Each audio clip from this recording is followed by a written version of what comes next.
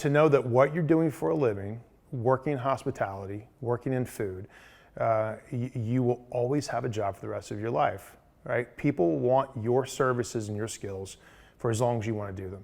And I think that's a very satisfying decision to make for you professionally, to know that you will always be in demand. And Johnson Wales University is the absolute best place to get that education.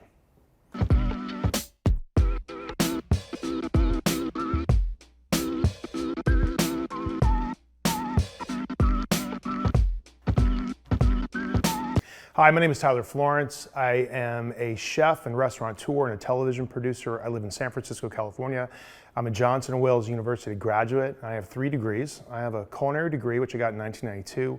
I have a business degree in hotel restaurant management, which I got in 94. And I also got an honorary doctorate in 2004. So I live in San Francisco. I have 3 restaurants there, and I've been on television with the Food Network for 25 years now. I've written 16 cookbooks. And I have a wonderful ranch in Marin County with my beautiful wife, our 3 children. We're just really happy to celebrate the good life out in California, but we're really excited to be back here.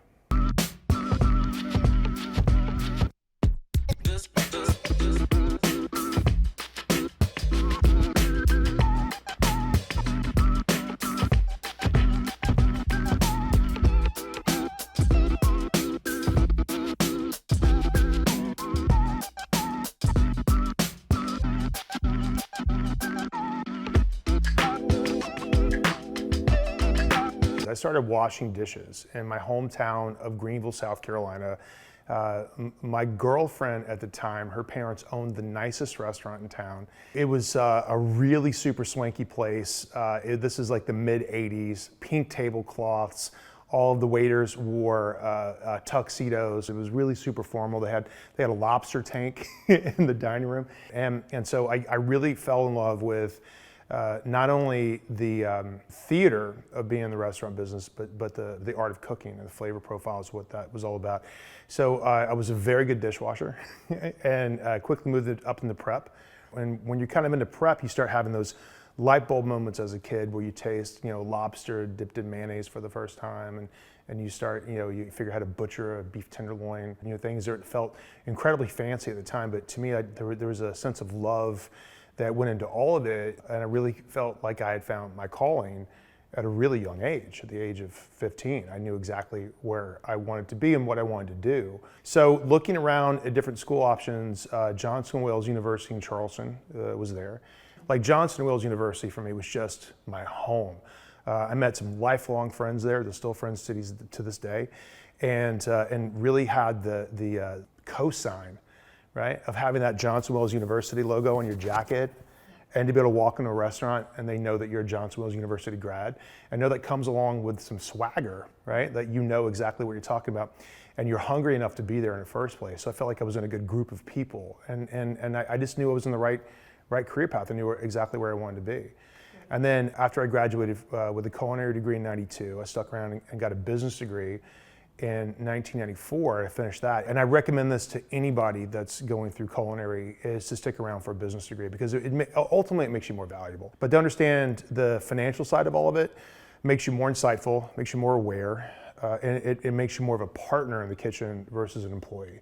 And that's always the way I'd consider myself moving into my culinary career, as a partner in a restaurant experience versus just someone who was hired to do a good job. And then so after 1994, I moved to New York City. To me, being a professional chef who took themselves very, very seriously, there was 2 options, and that was New York or Paris. And so I didn't speak French, so New York is where I wanted to go. And I didn't even have a job. I had a stage. I had with Charlie Palmer at the original Oriel in New York City, and so I had just enough money for first month's rent, last month's rent, and a security deposit, and enough money for about 5 days. And they started making enough money just to get by, and really just absolutely just love that experience. And that was really, really hard. And so that level of just like polishing is exactly what I needed to do at the time. And then found my way as the executive chef at 25 years old of a restaurant in New York City called Cibo, an Italian restaurant. And I was definitely ahead of my skis. I was too young for the position, but there was definitely a little bit of fake it till you make it. And I did, totally faked it until I made it. And really kind of jumped into that and just slept with cookbooks under my pillow and just really studied like the craft of like great Italian cooking. Cibo was an Italian restaurant. And we started getting really great notoriety in different magazines and newspapers around the city. And one night in 1996, one of the executives from this new cable network called the Food Network popped in and had dinner. And I handed her my business card and she goes, "That was fantastic. Would you like to do an appearance on our new cable network, Food Network, which is becoming just white hot?" But I did one appearance on a show called In Food Today. Nervously sweated my way through that for my 3 minutes, whatever it was. And I thought I did a terrible job, but the executive producer walked down and said, "That was great, can you come back next week?" And then between 1996 and 1999, I was probably on Food Network without a question at least once a week, and was starting to rack up a lot of guest appearances. And then 1999, they offered me my first full-time show, and that was Food 911.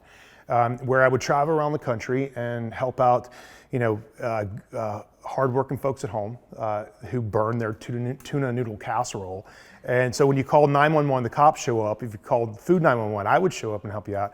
And then that show just became white hot. We were Emeril Lagasse's lead-in for 5 years, and the show was just incredibly popular. We shot like 1,000 episodes of that.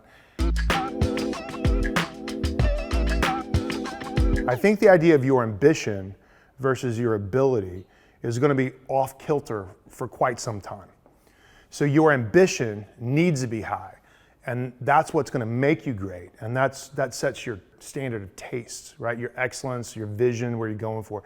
Your ability may be different until you start to gain experience, and then your ability starts to rise to the occasion to meet your ambition, right?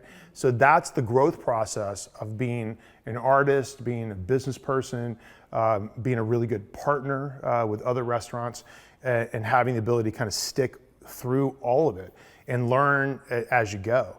And I think you should take those chances. I think you should. You should always strive for something that's a little far out of your reach, and that way you're always growing into something versus settling for something that you're going to grow out of pretty quickly. So with risk in the restaurant business and also in the media business, I've been self-employed for 25 years. I've even just kind of coming out of culinary school. I worked for a couple of restaurants for a little while, but as soon as you get 2 or 3 different streams of revenue, you're self-employed. You're working on major projects with major partners, and you have to take risk. You have to have an appetite for risk because things can feel scary, and you can't really be terrified. So I never really think that failure exists, and maybe this is just sort of a mindset that I like, a little bubble that I like to live in, but there is no such thing as failure.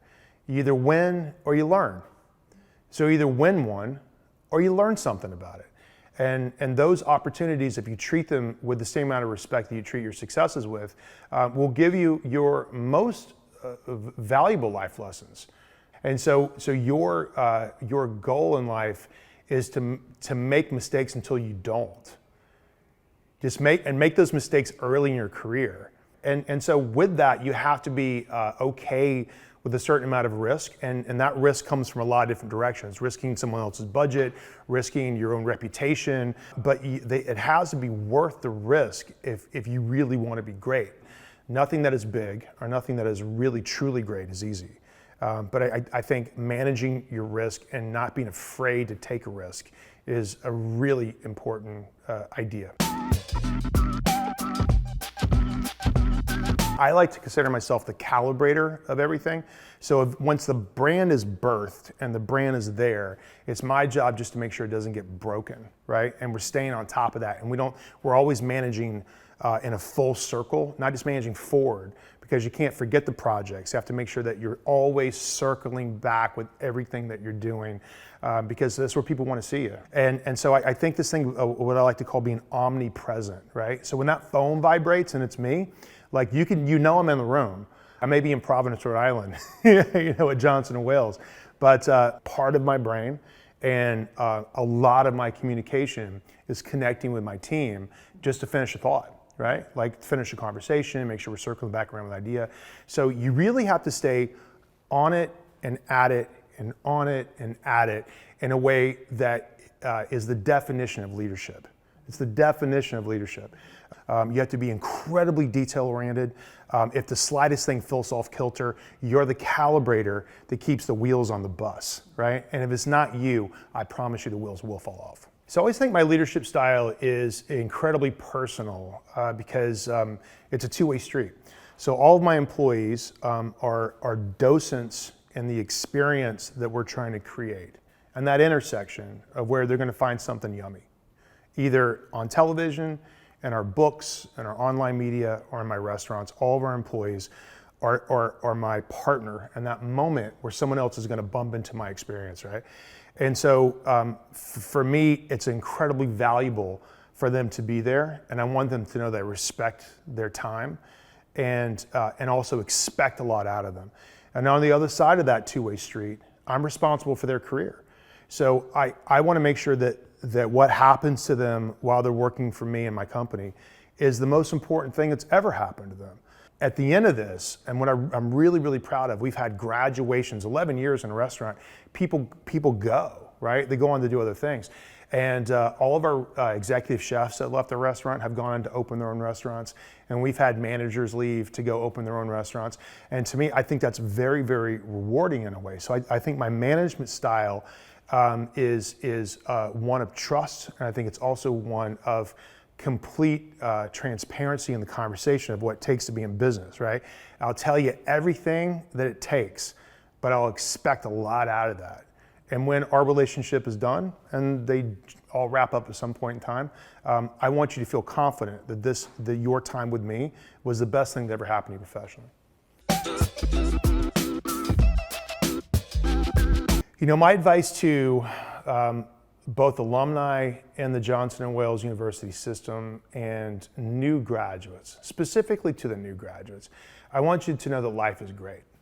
And there's so many fantastic opportunities out there that are way different than when I graduated from school, because the only path there was at the time was going to work in restaurants. But now you can go into, sports management. You can go into media, like we're here in the lab today. You can go into food styling. You can go into education. There's so many different sides of it. But to know that what you're doing for a living, working in hospitality, working in food, you will always have a job for the rest of your life, right? People want your services and your skills for as long as you want to do them. And I think that's a very satisfying decision to make for you professionally, to know that you will always be in demand. And Johnson & Wales University is the absolute best place to get that education.